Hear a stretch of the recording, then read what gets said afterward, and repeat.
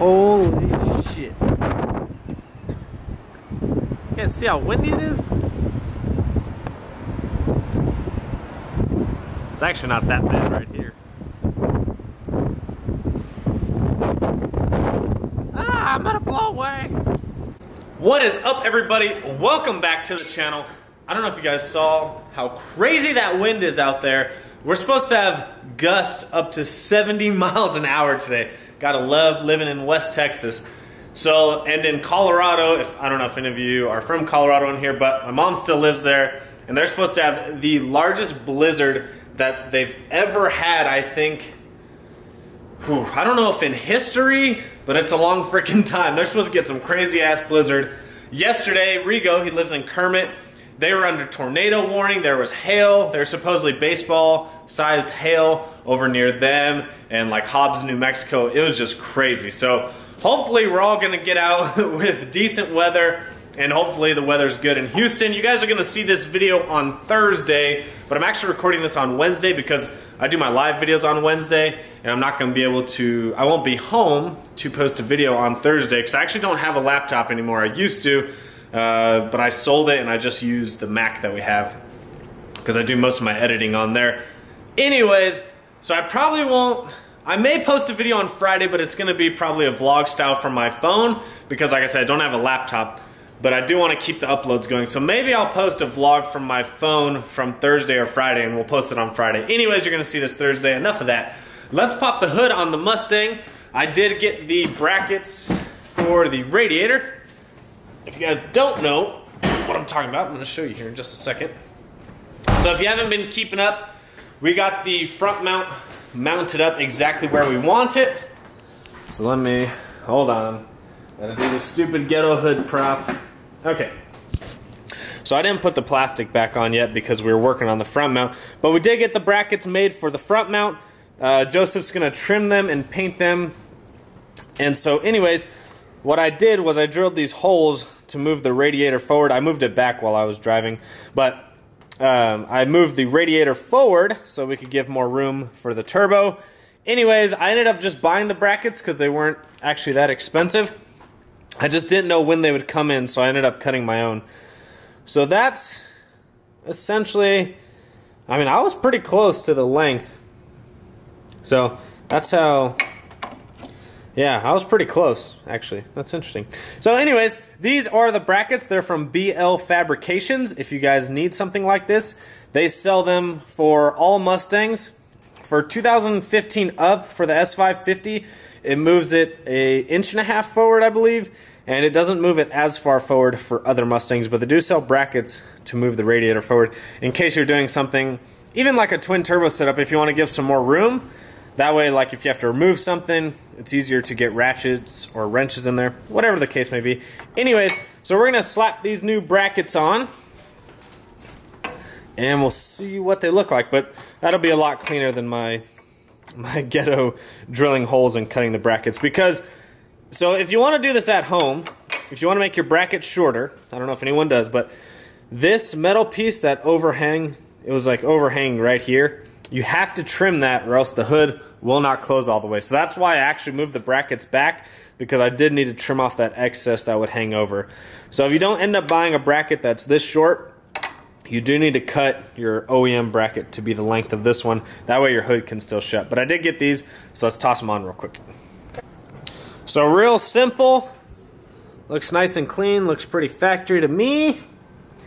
And pulls the radiator forward. So you can see now, again, like I showed in the other video, how much actual room we have, which is really nice. It really opens it up. And the bushings actually come out super easy. I was able to pull them out of here, and you just reuse the OEM bushings, which is really nice. So that is a nice simple mod. I think they were about, I want to say they're like 60 bucks maybe a little more plus shipping. They don't come with any hardware. You just use the OEM hardware and use the OEM bolts, which I think is kind of nice actually because it's got more of a factory feel to it. But if you are doing some type of power adder, or if you honestly just want more space here to work on the vehicle, I think it's honestly a good mod. So these are from BL Fabrications. I purchased these last week and they were already in. I just wasn't sure when they were going to come in, so I ended up cutting the OEM ones. they make a catch can that sits right here, which is also for the coolant overflow tanks. So you've got your lines right here. So there's one of them, and the other one's right here. So those would come over here to a catch can, and then it's connected, but it has a divider inside of it. So then your coolant lines would come over to the overflow tank. So it looks like one piece, however, it's divided in the middle with some metal.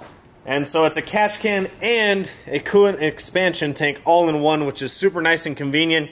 And it puts it up and out of the way of everything, and it just cleans up the engine bay. So we'd get rid of this plastic hunk of crap, and then these lines would be replaced with some nice AN lines, which would run behind, follow the firewall, and then come forward to right here where the catch can and the coolant expansion tank would be.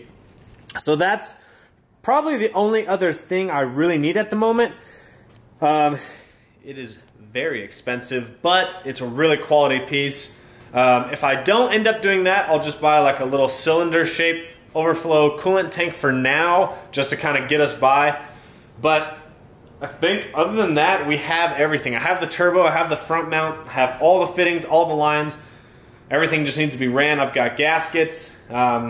So when that comes in, which today's a Wednesday, you'll see this Thursday, but today's a Wednesday. I'm guessing it'll probably be in like Monday or Tuesday. It could even be in Saturday, but I won't be here. I'll be in Houston. So it most likely will be Monday or Tuesday. So someday next week, we'll go over to Joseph's house, bring him all the hot parts, kind of show him everything, and just double check, make sure we have everything, we're not missing anything. And then I do need to order the aluminum intercooler piping. I haven't ordered it yet, but I do have the list. So I'll probably order that over the weekend or when I get back. And then we can kind of game plan how we're going to do it, because we've got to do all the welding at his house because he has the welder there.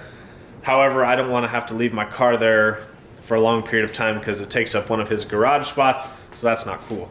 So when the hot parts kit comes in, we'll take it over to Joseph's, make sure we've got everything, kind of re-game plan how we're going to do everything, and then we'll probably pick a few nights to go over there and just try and crank it out as fast as we can. So we'll have to, you know, I'm going to make tons of videos on this, but we'll drop the exhaust, drop the headers, and make a bunch of room for everything. We'll line up the hot parts kit, get the turbo mounted where it should be, and then that'll really tell us exactly where the cold side pipes need to go. Now we could make the cold side pipe that goes from here around to the throttle body. We could make that one without the turbo, without the hot parts kit, but we want everything in so we can kind of place it, make sure nothing needs to be moved, and then we'll completely fab up the cold side piping for the intercooler. Like I said in the previous video, MAF sensor will be somewhere right here, and the blow-off valve will be somewhere over here. And if you guys know, I had to send all those specs to Lund Racing to make sure that they want to tune it and want to mess with it. So if you guys saw the last video, it wasn't to bash Lund, it was more to update you guys on just things that you have to go through when you're doing custom stuff like this. You know, nothing ever goes as planned. I mean, when the hot parts kit comes in, we're probably going to realize, okay, we need this, this, and this. Like, we may be missing some stuff, and that's just part of going custom and not paying a shop to do everything for you. So this is the risk that you kind of take when you want to do stuff on your own. You know, certain tuners might not want to work with you because they haven't tuned a setup like that, or they don't want to be blamed for something going wrong.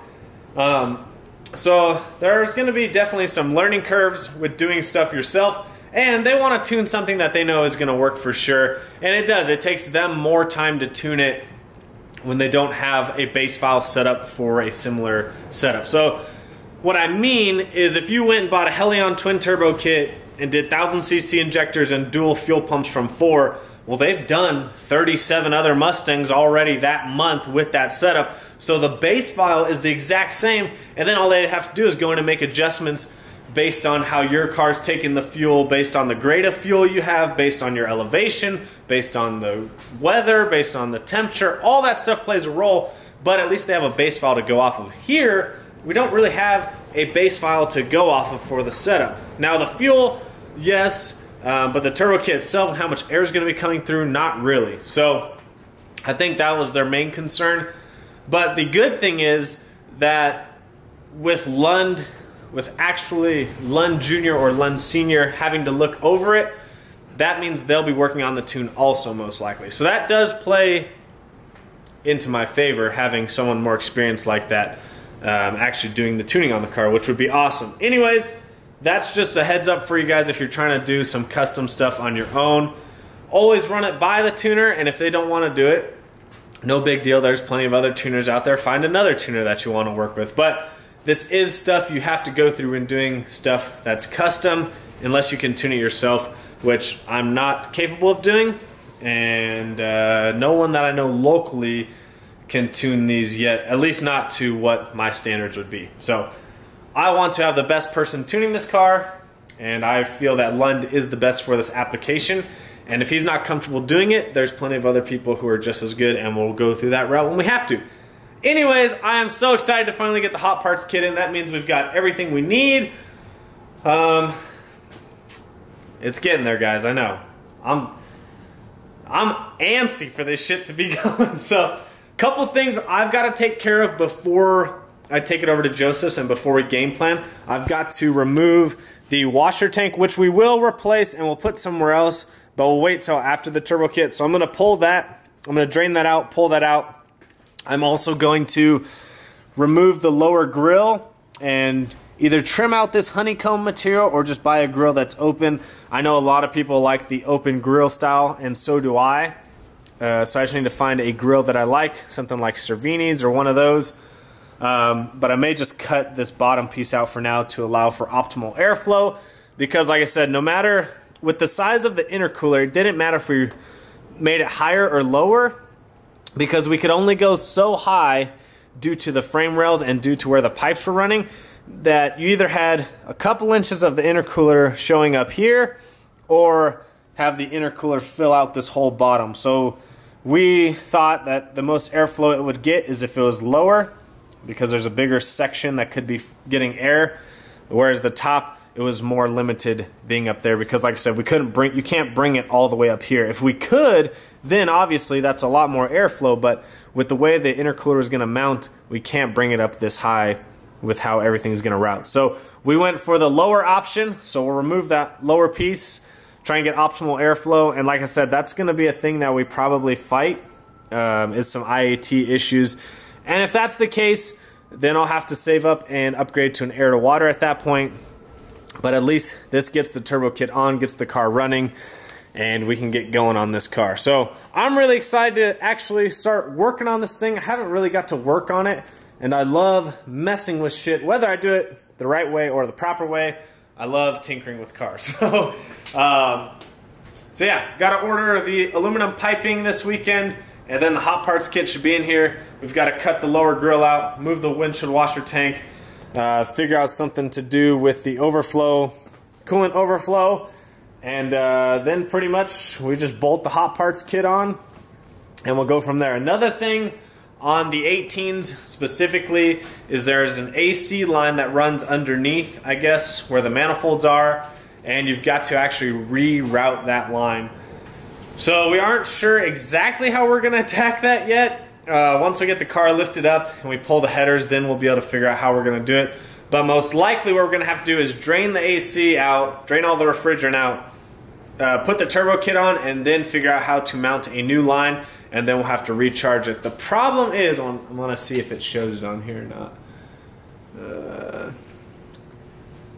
The problem is that I thought the new Mustangs use the more expensive refrigerant for the AC, but I can't remember if that's the more expensive one or not. Anyways, I think it is the more expensive refrigerant. There's one that's really expensive, and then there's one that you can just go buy at any auto parts store.